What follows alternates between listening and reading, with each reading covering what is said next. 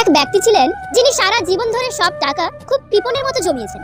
ঠিক মারা যাওয়ার আগে তিনি তার স্ত্রীকে ডেকে বললেন, দেখো, তোমাকে একটা কথা দিতে হবে। আমি মারা গেলে আমার সমস্ত টাকা পয়সা আমার কফিনে দিয়ে দেবে, কারণ আমি সব আমার পরের জন্মের জন্য নিয়ে যেতে চাই। উনি যখন মারা গেলেন, কালো কাপড় পরে ওনার স্ত্রী ওনার পাশেই বসেছিলেন। তার বন্ধুও তার পাশেই ছিলেন। কফিন তোলার ঠিক আগের মুহূর্তে স্ত্রী বলে উঠলেন, 1 মিনিট অপেক্ষা করুন। তারপর উঠে গিয়ে একটা ছোট বাক্স এনে কফিনে রাখলেন। এরপর লোকেরা কফিন উঠিয়ে নিয়ে গেলে পরে বন্ধুটি মৃতের স্ত্রীকে বললেন, আমি জানি তুমি এত বোকা নাও যে সব টাকা পয়সা তোমার মৃত স্বামীর সাথে দিয়ে দেবে। বিশ্বস্ত পত্নী উত্তর দিলেন, আমি কথার খেলাপ করতে পারি না। আমি ওনাকে কথা দিয়েছিলাম সব টাকা আমি ওনার সাথে কফিনে দিয়ে দেবো। বিস্মিত হয়ে বন্ধুটি জিজ্ঞেস করলেন, তুমি কি বলতে চাও? সবটুকু টাকাই তুমি এইভাবে দিয়ে দিয়েছো? স্ত্রী উত্তর দিলেন, হ্যাঁ, আমি সব টাকা পয়সা একত্র করে আমার অ্যাকাউন্টে রেখে দিয়েছি। তারপর ওনার নামে একটা চেক কেটে বাক্সে রেখে দিয়ে দিয়েছি। উনি যদি ভাঙাতে পারেন তবে ইচ্ছে মতো খরচ করবেন। ঘরের লোক শত্রু হলে আপনি জীবনে কখনো শান্তিতে বাঁচতে পারবেন না। যেই ফুলটা আমাদের সবচেয়ে প্রিয়, আমরা সেটাকেই গাছ থেকে ছিঁড়ে নিয়ে সবশেষে নষ্ট করে ফেলে দিই। কারোর ভালো করতে না পারি, অন্তত খারাপ করার তো কোনো প্রশ্নই আসে না। নিজের জীবনকে এতটা সস্তা বানিয়ে ফেলবেন না যে 2 পয়সার ছোট লোক এসে খেলা করে চলে যাবে। টাকার গরম, ক্ষমতার দাপট, সম্পত্তির অহংকার, রূপের বড়াই, এগুলো কোথায় রাখবেন? শ্মশানে কিন্তু কোনো লকার নেই। মানুষের নিজের বলতে কি আছে? জন্ম অন্যজনের দান, নাম অন্যজনের দান, শিক্ষা অন্যজনের দান, রোজগার অন্যজনের পয়সা। শেষ যাত্রায় অন্য কেউ নিয়ে যাবে। নিজেকে এমনভাবে প্রতিষ্ঠিত করব যেন একদিন এটা বলতে পারি, মা, তোমার যেটা পছন্দ কিনে নাও, টাকা আমি দেব। জীবনে তারাই বেশি কাঁদে যারা 10 জনকে নয়, একজনকে অধিক ভালোবাসে। অভিমান ভেঙে কথা বলে নেয়, কারণ মানুষ বেশি দিন বাঁচে না। বাপের টাকায় বিদেশ যাও, বউয়ের নামে টাকা পাঠাও। দেশে এসে দেখতে পাও বউ বাইছে অন্য নাও। এই নিয়ে যদি কথা কও, নির্যাতনের মামলা খাও। রাগে যদি মরতে চাও, জীবনটা যাবে ফাও ফাও। তাই সৎ পথে করিও ভ্রমণ, যদিও হয় দেরি। অসৎ নারী করিও না বিয়ে, যদিও সে হয় পরি। জীবনে বড় হও, কিন্তু কাউকে ছোট করে না। জীবনে হাসো, কিন্তু কাউকে কাঁদিয়ে না।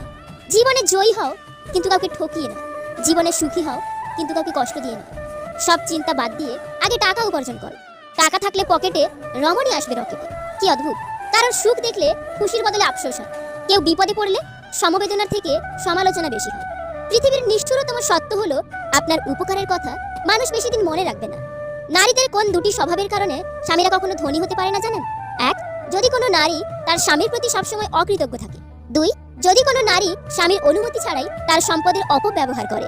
নিজের ইনকামের টাকায় শখ পূরণ করে দেখো, শখ এমনিতেই লিমিটের মধ্যে চলে আসবে। ছেলেরা সুন্দর চেহারা দেখলে প্রেমে পড়ে, আর মেয়েরা সুন্দর কথা শুনে প্রেমে পড়ে। এই জন্য মেয়েরা মেকআপ করে আর ছেলেরা মিথ্যে কথা বলে। সিদ্ধান্ত ভালোবাসার আগে নিতে হয়, ভালোবাসার পর নিতে হয় দায়িত্ব। ছেলের সাথে বউ সুখে থাকলে শ্বশুর শাশুড়ি কষ্ট লাগে, কিন্তু নিজের মেয়ে তার জামাইয়ের সাথে সুখে থাকলে মা বাবা খুশি হয়। এটাই সমাজের বাস্তবতা। বেঁচে থাকতে বাবা মায়ের মুখে ভাত দিন, মরার পর আত্মীয় স্বজনের মুখে ভাত দিলে বাবা মায়ের আত্মা শান্তি পাবে না।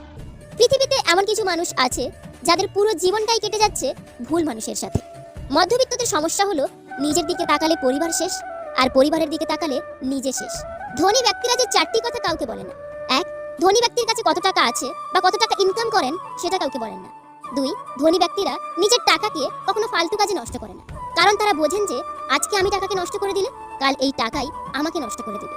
3, ধনী ব্যক্তিরা তাদের বিজনেস আইডিয়া বা তাদের মনোভাব চট করে কারোর সঙ্গে শেয়ার করেন না। 4, ধনী ব্যক্তিরা কখনো তাদের টাকাকে ইনভেস্ট করতে ভয় পান না। স্বার্থে আঘাত পড়লে কেঁচো বিষধর সাপ হয়ে যায়, মুখের ওপর সত্যি বললে গাধাও বাঘ হয়ে যায়। 5টি পরিস্থিতিতে অস্ত্র ওঠানো আবশ্যক। 1, আত্মরক্ষা। 2, ধর্মরক্ষা। 3, দেশ রক্ষা। 4, পত্নী রক্ষা। 5, কুল রক্ষা।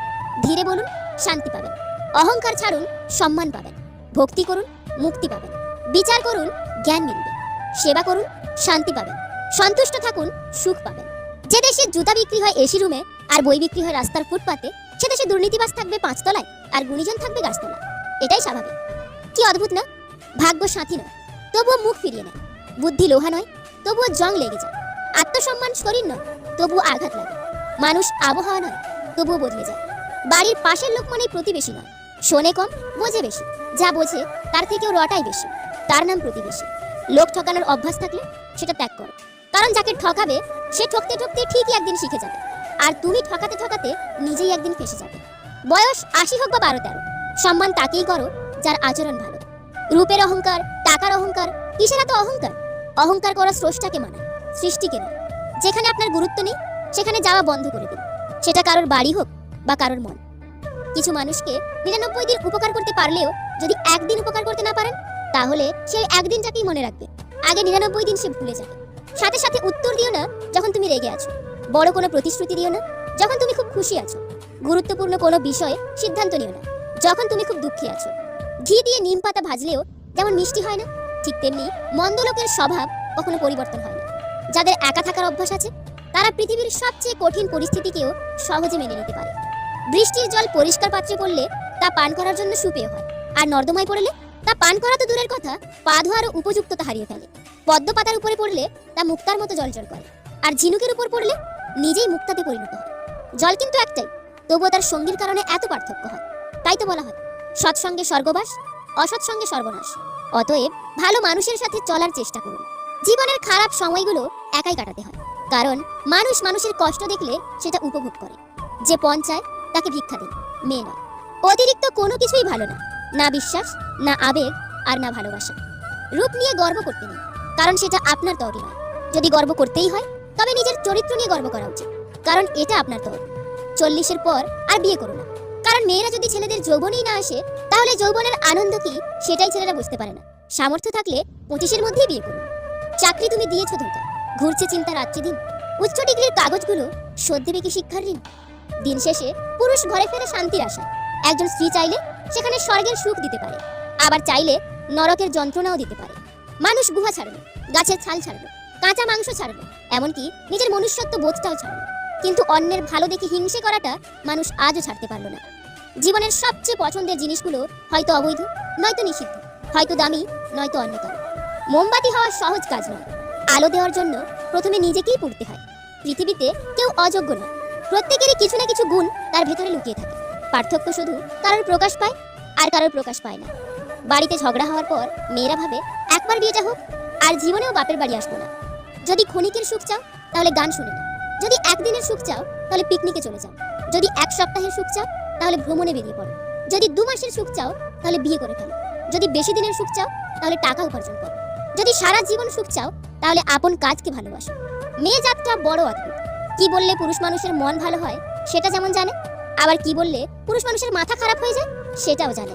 মানুষ এতটাই স্বার্থপর, যখন সে কাউকে পছন্দ করে তখন তার সব মন্দ ভুলে যায়, যখন সে কাউকে ঘৃণা করে তখন সে তার সব ভালো কাজ ভুলে যায়। মন ভালো থাকলে সবকিছু ভালো লাগে, মন খারাপ থাকলে ভালোটাও খারাপ লাগে। এটাই মনে হয় প্রকৃতির নিয়ম। প্রথম প্রথম পরিচয় হওয়ার সময় মানুষ যেমন দেখায়, চিরদিন তেমন থাকে না। আমরা আধুনিক হয়েছি, তাই আমাদের রুচিবোধ উন্নত হওয়া উচিত। শরীর প্রদর্শন বা অর্ধনগ্নতা কখনো আধুনিকতা হতে পারে না। একটা মেয়ের শরীরকে একটা ছেলের ততক্ষণ ভালো লাগে যতক্ষণ সে তার যৌবন তাকে দেয় না। যখনই মেয়েটা তার শরীরটাকে সস্তা বানিয়ে ফেলে, তখন আর ছেলেটার ওই মেয়েটার শরীর ভালো লাগে না। তাই মেয়েদের বলছি, সাবধান। যদি তুমি মনকে কন্ট্রোল করতে পারো তাহলে সে হবে তোমার পরম বন্ধু, আর যদি মন তোমাকে কন্ট্রোল করে তাহলে সে হবে তোমার চরম শত্রু। বেঁচে থাকতে মূল্যায়ন হয় না, আর মরে গেলে মূল্যায়নের অভাব হয় না। মরার পর লোকে বলে লোকটা খুবই ভালো ছিল, ওনার মতো মানুষই হয় না। তার মৃত্যুতে অপূরণীয় ক্ষতি হয়ে গেল। একজন গুরুত্বপূর্ণ ব্যক্তিকে হারালাম, ওনার স্থান কেউ পূরণ করতে পারবে না। এই ক্ষতি পূরণ হবে কিনাই সন্দেহ, তাকে কখনো ভুলতে পারবো না। ফুলকে নাকের কাছে নিয়ে শুকতে হয়, আর পচা জিনিসের দুর্গন্ধ এমনিতেই নাকে আসে। যোগ্য লোককে কাছে ডেকে নিতে হয়, অযোগ্যরা আপনা আপনি আপনার কাছে এসে তেল দিতে চায়।